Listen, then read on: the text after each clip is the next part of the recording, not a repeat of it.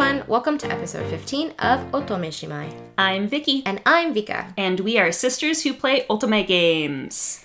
Today, we will be discussing a mobile Otome game in Mobile Romances, Bishounen on the Go-nen. How did I end up romancing this ultra-hot guy on my phone, Ikemen Sengoku Part 1. That's an awfully long name. Well, it's all thanks to your fiancé. He does love a good isekai. Yeah. Yep. This name came from us debating for quite a few days on what we should title this series, and Bishounen on the Go-nen just really stuck with us, and we wanted to make it even more exciting, so...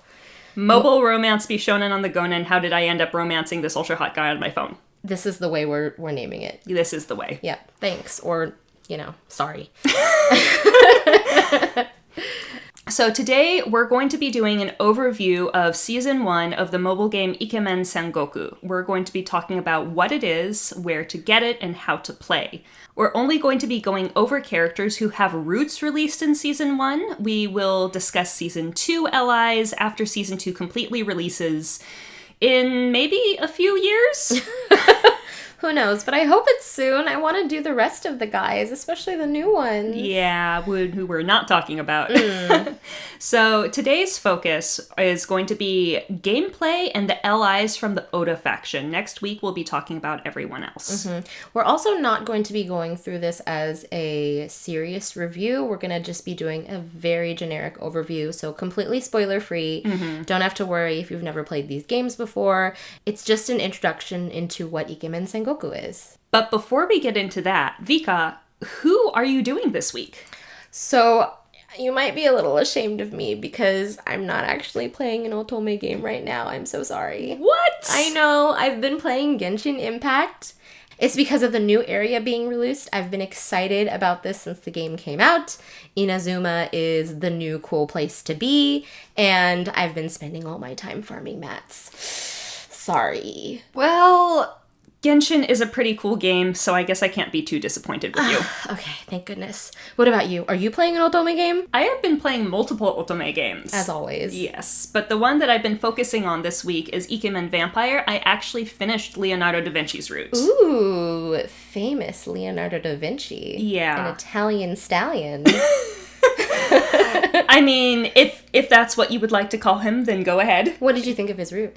I really like Leonardo da Vinci's character. Once again, I do think his route was a little bit too angsty for me, but that's just me personally. I don't like a whole lot of angst. Mm-hmm. I did, however, start Arthur Conan Doyle's route, and I'm enjoying that quite a bit so far, because it's less angsty. Not so sure about Arthur as a character, though. I'll have to let you know later. Yeah, he seems a little, flirty? I was gonna say fuckboyish, but, Mm-hmm. He's a bit of a rake, as they said in those times. I see. Well, I'm excited to see what you'll be raking up in the future. Ooh. Let's move on to today's topic.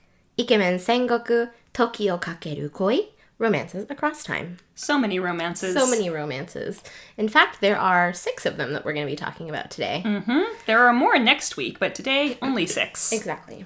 Ikemen Sengoku is a mobile game. It's part of Cyber's Ikemen series, so you can get it on your friendly app store. It also has a Vita version made by Otome that came out in Japan in 2018, but the mobile version is ongoing and continues to have updates. That's what we play.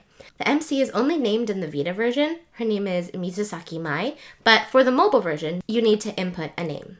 The story is, you're an adult woman in modern-day Japan. You just quit your old job because you were offered your dream job as a fashion designer. It's so refreshing to have an adult MC with an actual job. It really, really is. There are so many Ultimate games that we play where you play as like a 16-year-old high schooler or an early 20s college student who really doesn't have any life skills yet, but the MC in Ike-sen is an adult. Mm-hmm. And I think that for players like us, an MC with a job who has actual life skills is super relatable. It really is. Yeah, I love this MC. She is so great. After she quits her job, she goes on a celebratory trip to Kyoto, where she promptly gets hit by a bolt of lightning and gets sucked through a wormhole, which deposits her on the 21st of June in 1582. Yes, I said 1582. Time travel! Time travel is a very important aspect of this. When she gets transported back in time, she accidentally prevents the death of Oda Nobunaga. Uh-oh. So, there's some history changing going on here. Oda Nobunaga is a very, very famous Sengoku era warlord, and that was definitely an accident. Mm-hmm. Her saving his life makes him think she is a very lucky woman. And actually, he ends up keeping her around as his lucky charm. Because she prevents his death, he makes her a princess. And apparently, she ends up living with a bunch of warlords, being close to them, going to all of their meetings. It's a very strange situation to be in. Oh, also, there is another wormhole that's coming, and it's coming back for her in 3 months. So she only has 3 months to kind of figure out what to do. Yeah. So that's the premise of Ikemen Sengoku. So before we start talking about the LIs, we're going to tell you about the gameplay. Because since this is a mobile game, there are multiple aspects to the game. It's not just a story that you go and read through and answer the choices. So first of all, the main story. For Season 1, each LI's story has 10 chapters in their main route before splitting off to an additional 3 chapters in either a romantic route or a dramatic route. Both of these routes have good ends. There are no bad ends in Season 1. You will not die. Do not worry. Each chapter also has 2 choices in it, and depending on your answer, you will get affection points for dramatic, romantic, or both. Your answers in these points end up determining which ending you can get. Also, every day you get 5 free story tickets to play through the game, and each chapter takes 10 tickets to complete. So that means that you end up being able to complete 1 chapter every other day. Mm-hmm. How many chapters overall? There are 13 chapters overall in Season 1. So 10 in the main route, and then 3 in either romantic or dramatic, and then it's the end, and you also do an epilogue. Okay, so it's a little bit of time commitment, you know? You have to log in every day and play if you want to get through the story. Yeah, that is if you're doing it for free. Mm-hmm. So Ikesen is a free-to-play game. So that what that means is that you don't actually have to spend real-life money to get through the story, but you do get extra stuff if you do, and you can get through the story faster if you do. Mm-hmm. Just for context, when I started playing this game, I was completely free-to-play. Mm-hmm. And it was super enjoyable. I got the endings that I wanted. The only thing about paying is that you can access a little bit more of the steamier scenes. You get to pay for sex. Well, thank you, Vki, for so bluntly putting that. It's what you do. She's right. You really do. So eventually I did start paying to get what we're going to talk about now is the currency for Ikemen. Mm-hmm. Yeah. So in Ikemen Sengoku, there are 2 types of currency. There is gold, which can be earned through gameplay, and then there are coins. And coins are bought with real money. Mm-hmm. So when you're going through the story and when you're doing the extra little bits in Ikemen, you're going to have to use either gold or coins to get the extra things. Mm-hmm. So buying the coins is what's going to get you through those extra steamy bits. Yeah, exactly. Mm-hmm. So when I first started playing Ikemen Sengoku, I was really, really confused by this whole concept of a princess lesson. And Vki had to teach me basically, why do you do a princess lesson? What's the whole point? But basically, princess lessons are a mini game that lets you raise your grace and gain gold, which is the in-game currency that's for free if you win. You really actually need to have high beauty points to win these princess lessons because you're competing against other players of the game. And your beauty can be raised by buying clothes with either gold or coins. The reason that you want to do this is because having higher grace lets you win love challenges. There are 2 types of love challenges in this game. There's grace challenges, which happen every few chapters, and grace needs to be at a certain level to pass. So doing the princess lessons makes sure that you can actually win these grace challenges. Mm-hmm. For me, I try to do them at least once a day, if not more, because it does reset over time, and you can do it multiple times a day. Yeah. But for me, at least once a day will kind of get me through the story, especially if I'm not playing every single day. The other type of love challenge is an attire challenge. Every few chapters, you come across one of these challenges where you have to purchase an item of clothing with either gold for a normal bonus story or paid coins, real money, for the premium bonus story. Mm-hmm. These premium bonus stories are actually saved and usually quite a bit steamier than the normal bonus stories, and this is what you're really paying for. Another thing about these is because they are saved, you can go back to your memories and reread them whenever you want. Yeah, and just to be clear, only the premium stories that you use real money to get are saved. The normal bonus stories do not get saved. That's right. So in addition to the love challenges, you have a castle gacha. Mm-hmm. So there's a gacha that you get one free pull a day to do, and different gachas will open up depending on where you are in your ally's route. You can win items for your avatar, for your castle that we'll talk about in a second, and even special stories that are from the ally's perspective. I love this. Yeah. One thing to note is that the gacha will change if you change to a different ally. Mm-hmm. So you can only do a gacha for the route that you're on at the time. Mm-hmm. In addition to this, you have an avatar. So all of the clothes that you're buying and winning, you can dress up your avatar however the heck you want. Mm-hmm. And there are some pretty cute clothes, so that's definitely a fun aspect. Yeah. You also have a little castle area that you can decorate. It's like 2 little rooms, and you can get little mini avatars and put them in, and that's always a lot of fun too. I love getting the little dolls that look like them and then placing them around the room, and it looks like an explosion of little Ikemen all over the place. It's adorable. It's really fun. Oh, I love it. I used to really hate the gacha part of this game, but after I got used to it, I kind of started liking it. It's a nice little way to make things a little different, a little interesting. It's not as linear as a platform game. Yeah, definitely. Another thing that's interesting about Ikemen Sengoku is there are events that you can play. And these are usually timed, released by the developers for a couple of days or a couple of weeks at a time, where you can collect special stories about certain allies. Usually the specifics about how you gain access to these stories really depends on the event. Luckily, each one comes with directions, and this is in addition to the main story. So while events are going on, you can both play the main story as well as the event story. Yeah. So you don't have to pick one or the other. Another thing about this, and we've talked about it a little bit already, is the shop, where you basically buy items with either gold or coins to get you through the story. The shop is really convenient for having things like extra story tickets, items that raise your grace or affection, those things that boost your romance or dramatic points, and items that replenish your stamina for princess lessons. These are super helpful if you're willing to spend the money. Yeah, I consistently run out of stamina for princess lessons, and it's always times when I need it during events and things like that, and it's so frustrating. I wish I had more of these items. Yeah, and kind of a side note, if you really don't want to spend money, a great way to get access to these items without having to pay for them is to do the events. That's true. Yeah, because in addition to the special stories that you collect through the events, you get these items all the time too. Mm-hmm. Although, when you're doing an event, some of the items that you get from them are event-only items. So make sure that you use those while doing the event. The item will say in the description whether or not it's for the event specifically. Yeah. So now that we've talked about the game and how to play it and where to get it, let's talk about the characters. The first person we want to talk about is our beloved MC. Oh, she's so great. This woman is brilliant. She's a quick thinker. She's definitely not stupid. And also, she's amazingly thirsty for some hot warlord ass. It's so great. She's constantly thinking in her mind about, like, what she wants to do to these men.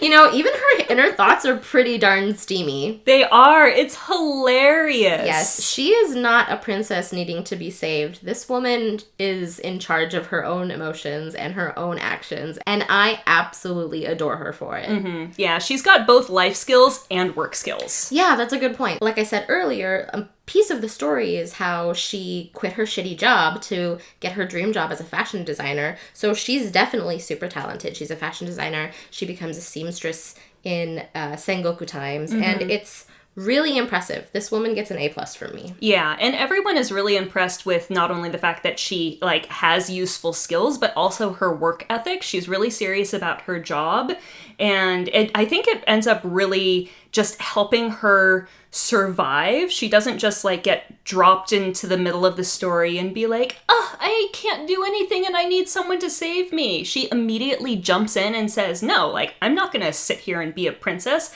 I want to do stuff. Give me something to do. Yeah, I think I really like that about her. I mean, theoretically, if this wasn't an Otome game and the goal was, romancing the warlords, she could be dropped in this era, somehow at least apply her skills, and make it until she can get through the next wormhole. Yeah, exactly. Okay, so now on to the LIs. We're talking about the Oda guys today. Yeah, we're talking about the guys from the Oda faction, so that means that everyone who works with Oda Nobunaga. There are 2 main opposing factions in this game, and we're going to talk about the other faction in the next episode, because there's a lot going on in this game, and we didn't want to give you an hour-and-a-half long episode. That's right. So the first ally we're going to talk about is Oda Nobunaga himself, and he is known as the Devil King of the Sixth Heaven. This is historically accurate. Yes, that is directly translated from... and I think it's because he signed a letter to actually one of the other LIs, Takeda Shingen, and he signed this letter, Devil King of the Sixth Heaven, historically. Historically accurate. He called himself a Devil King, and I guess now everyone also calls him a Devil King. Yeah, exactly. It's such a long name. The Devil King of the Sixth Heaven. In Japanese, it's a lot shorter. I agree. Yeah, it is. It is. The translation is quite long. Yeah. So Nobunaga is the main ally, and he is in charge. His thing is that he wants to unify Japan and bring an end to the Warring States era. He does this by going to war a lot, so I guess that works. Yeah. I mean, going to war in order to stop war? Sure.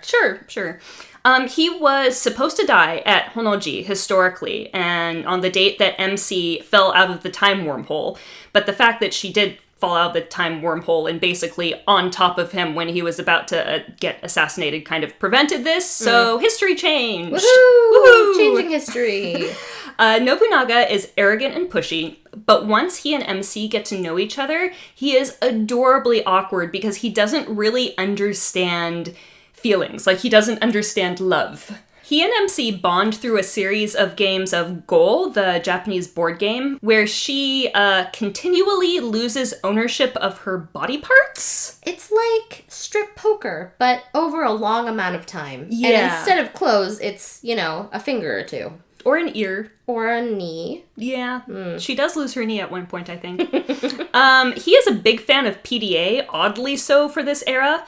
And sugar. He really likes sugar. He's, obsessed with kompeto. And it's, this adorable, moe gap thing, because you've got this big manly warlord, and he's like, I want my kompeto. I love how sometimes she goes out on errands and has to pick him up sugar and sweets, and Hideyoshi's like, no! Don't get the sweets! It's bad for him! It's bad for him! Sorry, I moved too quickly. We're going to talk about Date Masamune next. Yes, Date Masamune, the one-eyed dragon, who is called the one-eyed dragon because he has one eye. That's right. Only one. Only one eye. He has an eye patch. He wears an eye patch. I dig the eye patch. I've said this before on the podcast many times. I love this eye patch. He's so sexy. MC calls him Hurricane Masamune, and he definitely lives up to the name. He kind of does whatever the fuck he wants. But he is also very good at taking care of his people. Yep. So he is another warlord who is allied with Nobunaga, so he kind of hangs around, and he doesn't actually live in the area, but he has a house there and is just there all the time. Big flirt alert. He's definitely a bit of a fuckboy, but Does he really fuck around? Oh, yeah. Oh, absolutely. Oh my gosh. There are scenes where MC, overhears the other women in the castle talking about him, and they're all like, ooh, Masamune, oh yeah, I've made out with him.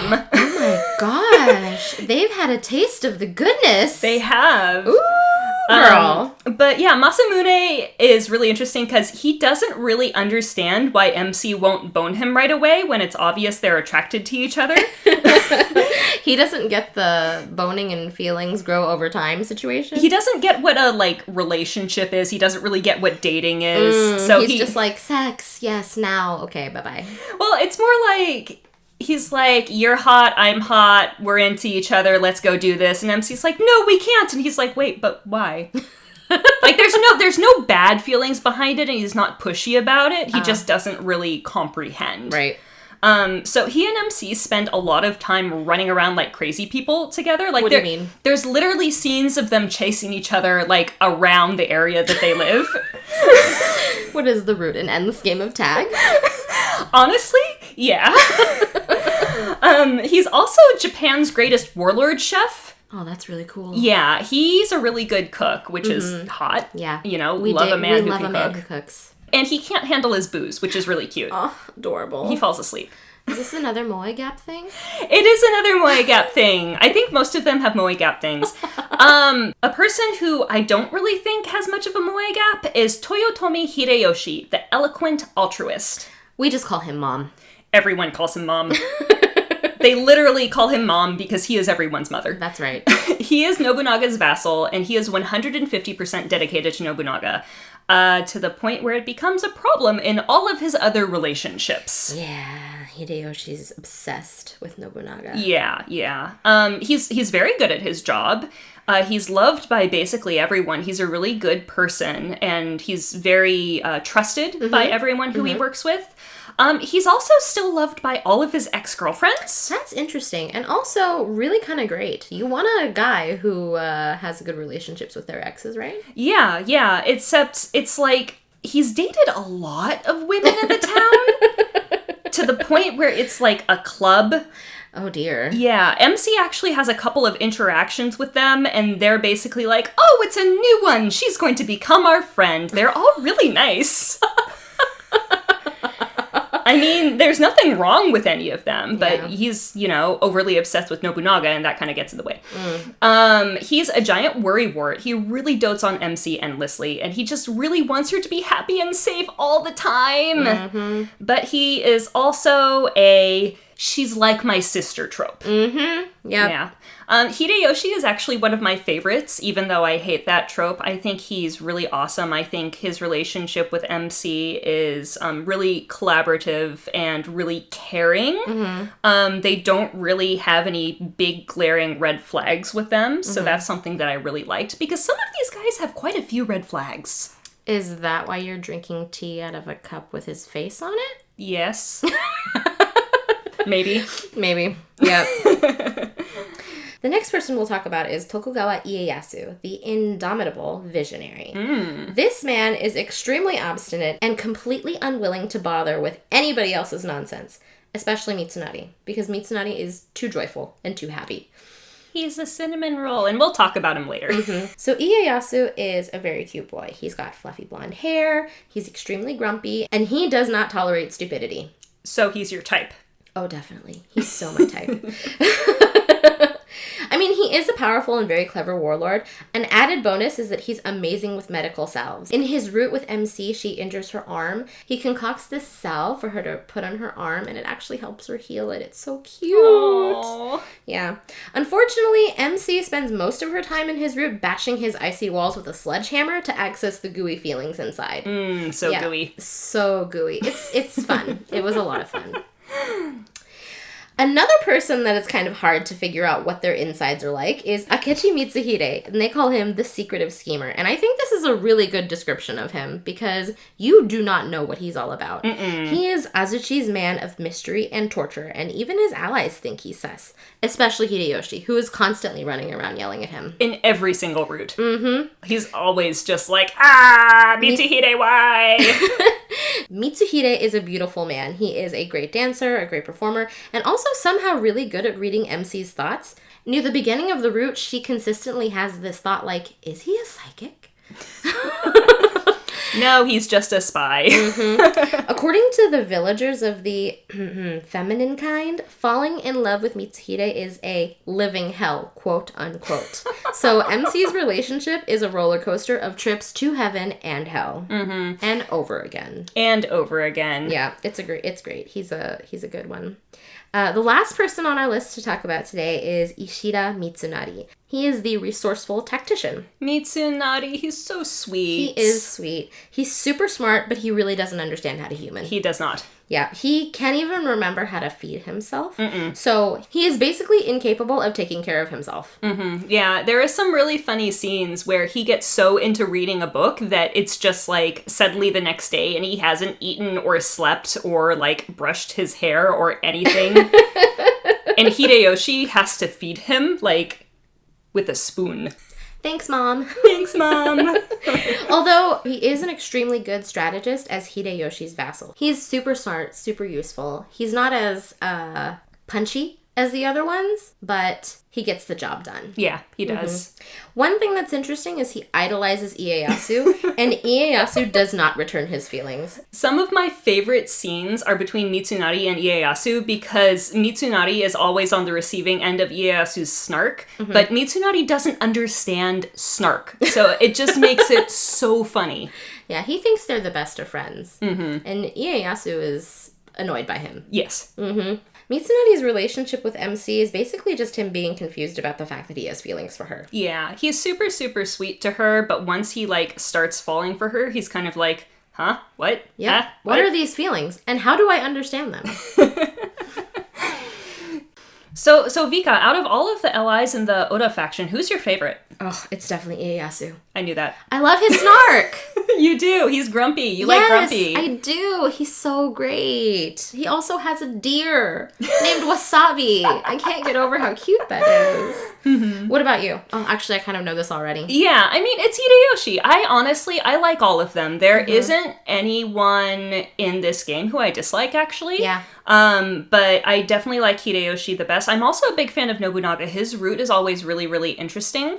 His relationship with MC is really interesting too, so I highly recommend that route as well. Yeah. So those are the allies in the Oda faction. Next week we're going to be talking about the opposing faction, as well as Kenyo, who's the main baddie, and we'll also be going over the anime that's based off of this game. Woohoo! If you like what you hear and would like to support us, we have a Buy Me a Coffee account where you can donate to keep the podcast going. This week, we'd like to give a huge thanks to Manila Vice 21 for donating 4 entire coffees. We really appreciate the donation and will keep working hard to create content that you want to hear. We also have a Twitter and Instagram where you can stay updated on what we're up to. Thanks everyone for listening. Bye!